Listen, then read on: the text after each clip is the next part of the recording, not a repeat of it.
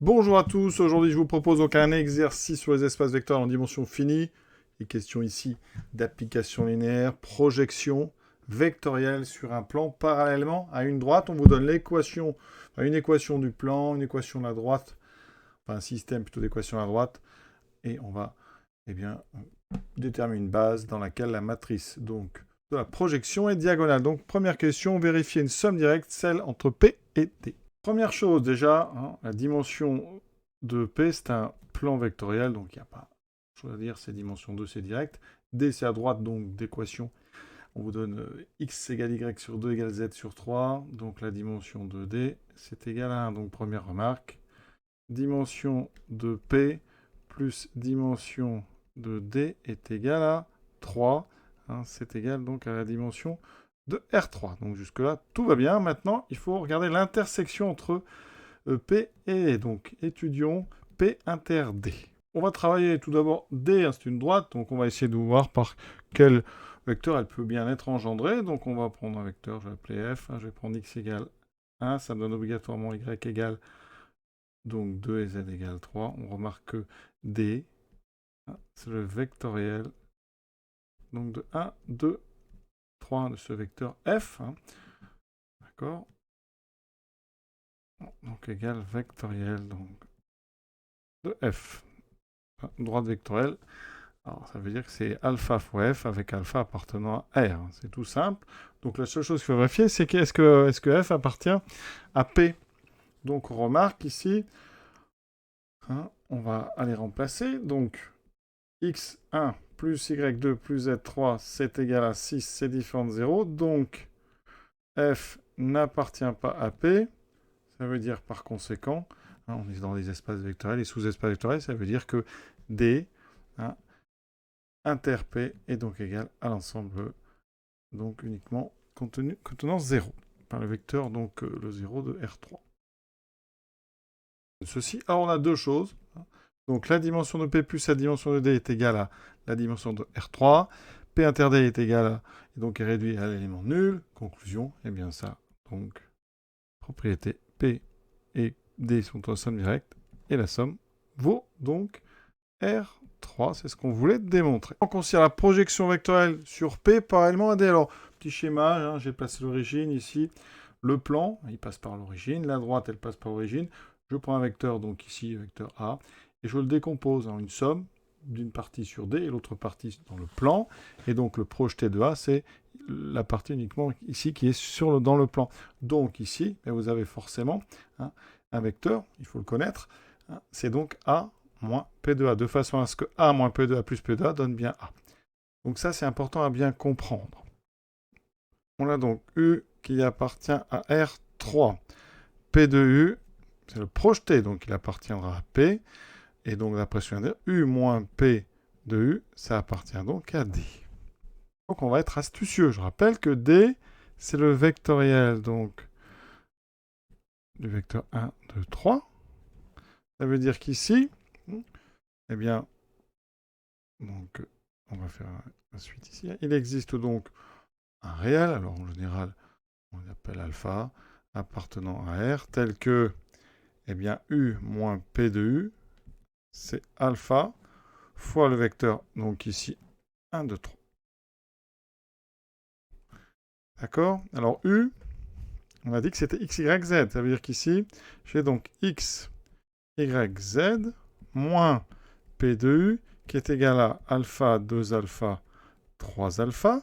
Donc, ça veut dire que, alors, on met P de U à droite, il va me rester à gauche x, y, z, moins alpha, 2 alpha, 3 alpha. Ça veut dire que P de U, c'est donc x moins alpha, y moins 2 alpha et z moins 3 alpha.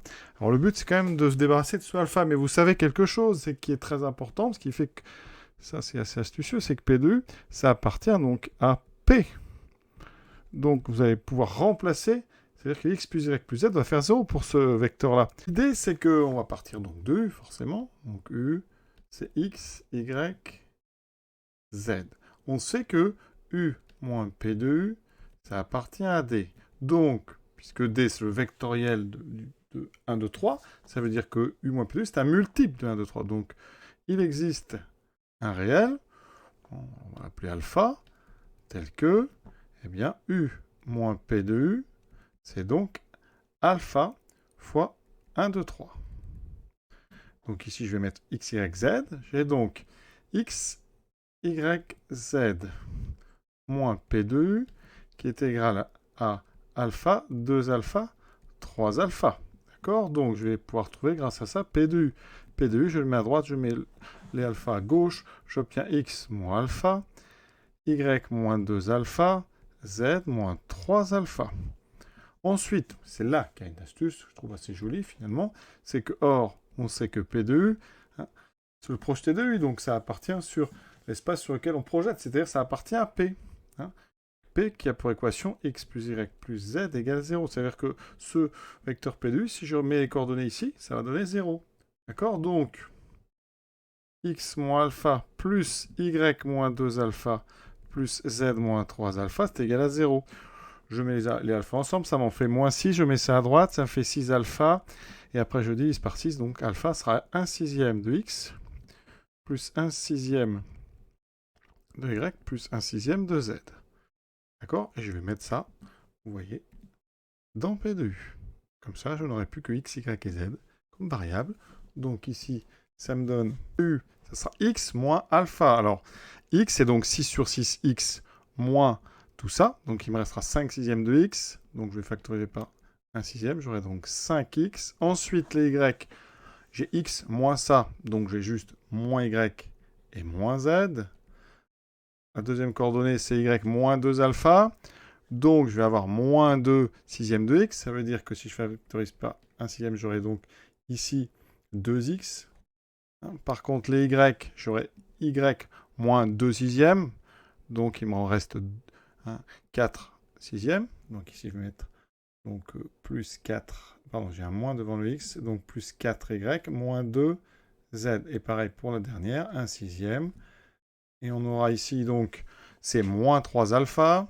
Donc, j'aurai moins 3x, moins 3y. Et les z, ben, j'en ai 7 moins 3 sixième, il me reste plus 3, puisque j'ai factorisé, donc plus 3z. Voilà, d'accord? Ici, je viens de déterminer P de U en fonction de x, y et z. On me demande de donner la matrice dans la base canonique de R3.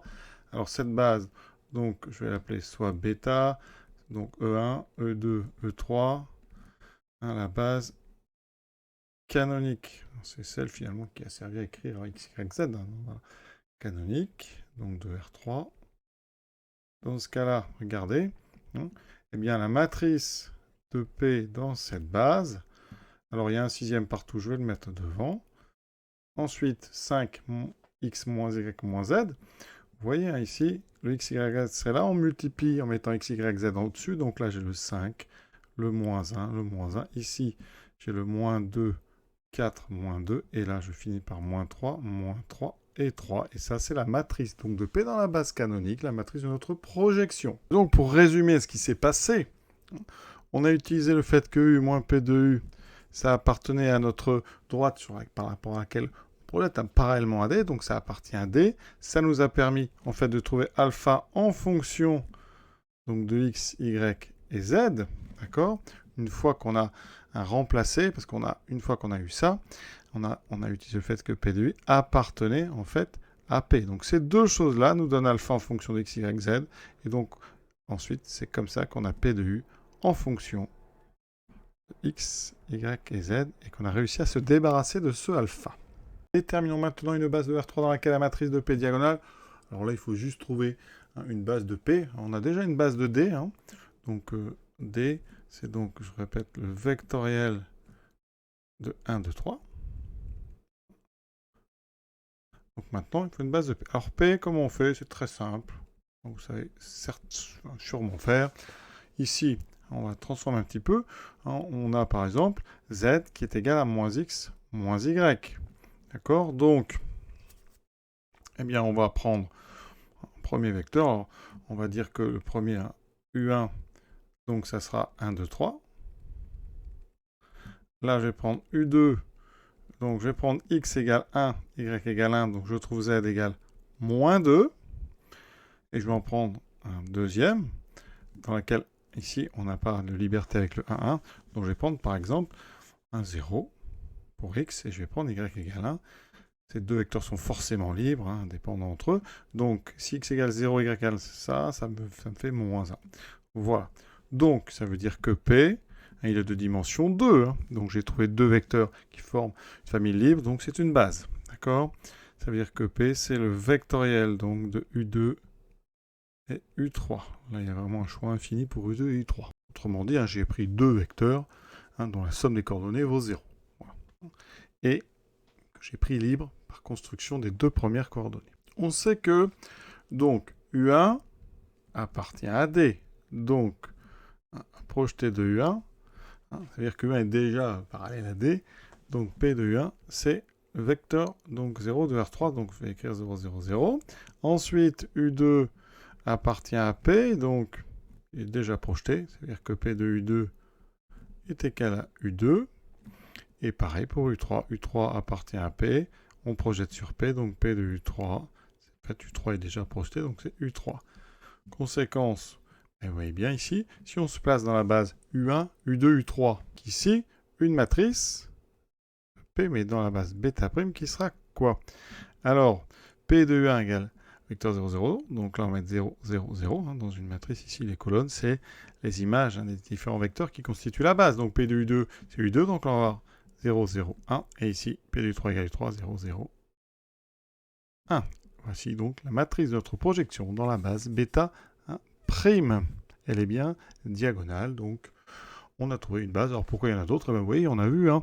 Déjà, on pourrait changer U1. On pourrait prendre un multiple non nul de U1. Pour U2, U3, ben, je les ai fabriqués pour que ça soit libre. J'aurais pu vraiment en prendre plein d'autres. Il y en a une infinité de choix, en tout cas.